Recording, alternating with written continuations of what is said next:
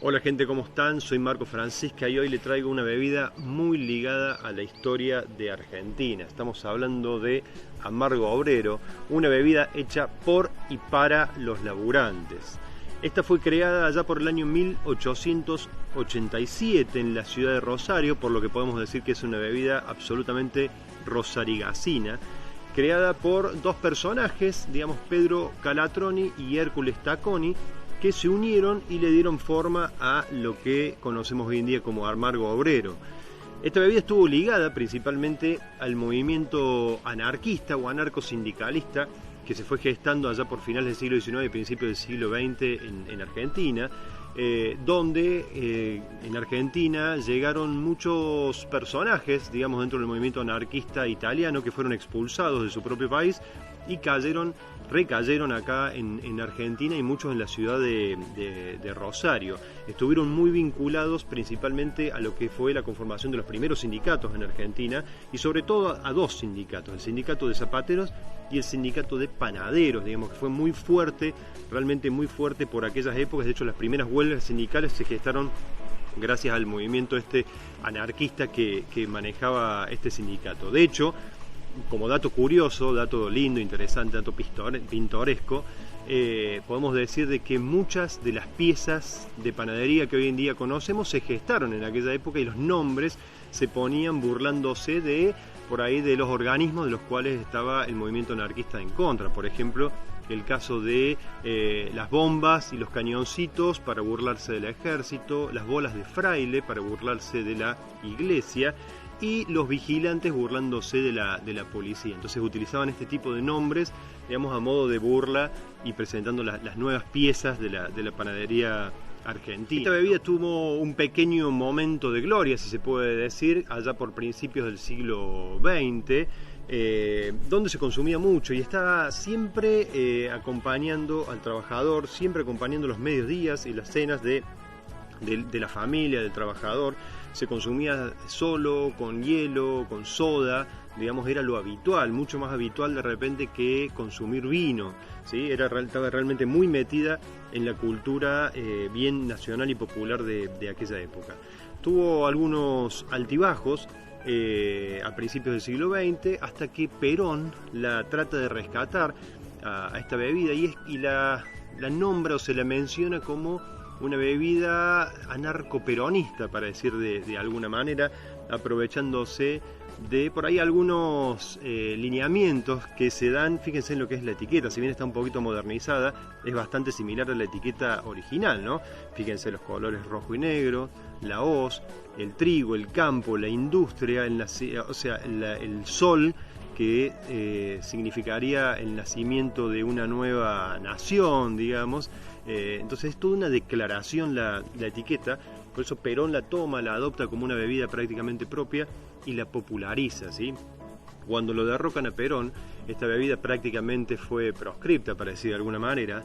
De hecho, allá por el principio de los 80s, fue Galtieri que les obligó a cambiar la etiqueta, y tuvieron que poner una etiqueta donde tuvieron que sacar toda esta parte de cuestión política, este mensaje, esta declaración política que tiene la etiqueta, y poner una etiqueta clarita, que es la que van a ver ahora en este momento.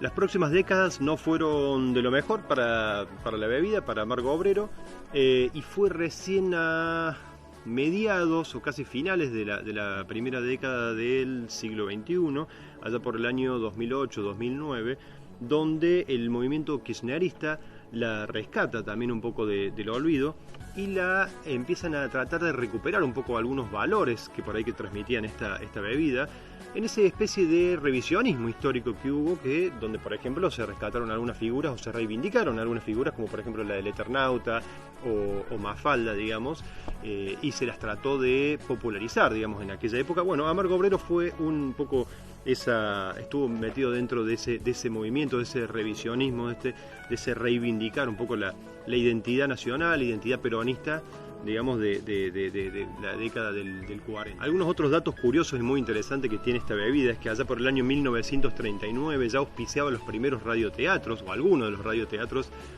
más famosos de la época.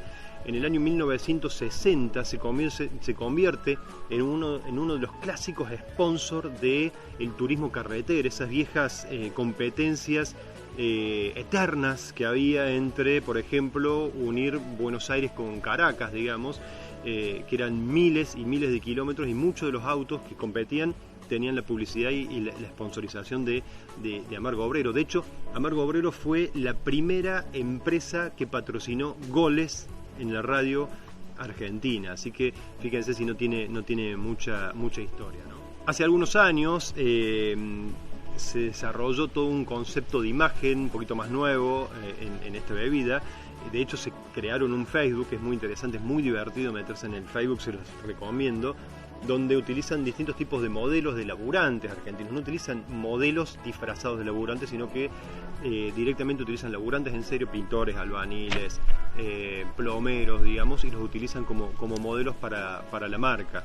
De hecho, sus campañas publicitarias que hacían de repente en la costa no iban en una 4x4 o en unos cuatri con bandera, sino que directamente utilizaban un rastrojero que lo restauraron un rastrojero del año 1962, que lo restauraron con las viejas bocinas, donde iban promocionando y patrocinando la marca, digamos, tratando de hacerla conocer. Un marketing muy lindo, muy interesante, muy divertido, y que la verdad que logró dar un poco resultado, porque muchos conocimos la bebida por eso, ¿no? Esta bebida ha sido declarada como Patrimonio Cultural de la ciudad de Rosario, ni más ni menos. La forma más simple de preparar Amargo Obrero es simplemente haciendo un 50-50 lineal con la bebida gaseosa que te guste. Puede ser con Coca-Cola de repente, puede ser con soda, o como les decía, en mi caso personal la disfruto mucho con gaseosa de pomelo, ¿sí? Queda muy rica, muy refrescante. No deja de ser un aperitivo a base de alcohol, así que realmente queda muy bien con gaseosas cítricas, ¿sí? Este bitter de hierba elaborado con maceraciones de hierbas y especias de distintos lugares del mundo y principalmente de Argentina, ¿sí? Que se deja reposar, se le agrega colorante caramelo, de ahí viene ese color tan interesante que tiene. Vienen estas botellas, viejas botellas de litros. La graduación alcohólica es de 19 grados, lo cual diluido 50 y 50 permite disfrutarlo y consumir un par de tragos sin tener ningún tipo de problemas con el alcohol, básicamente, ¿sí? Ideal para la picada, ideal como aperitivo, así que está bueno por ahí recuperar un poco de la historia, de la tradición y de la cultura argentina. Creo que mucho más allá de las cuestiones políticas que por ahí estén ligadas o que estuvieron ligadas en algún momento a esta marca, así que los invito a que lo conozcan y lo disfruten. Amargo Obrero.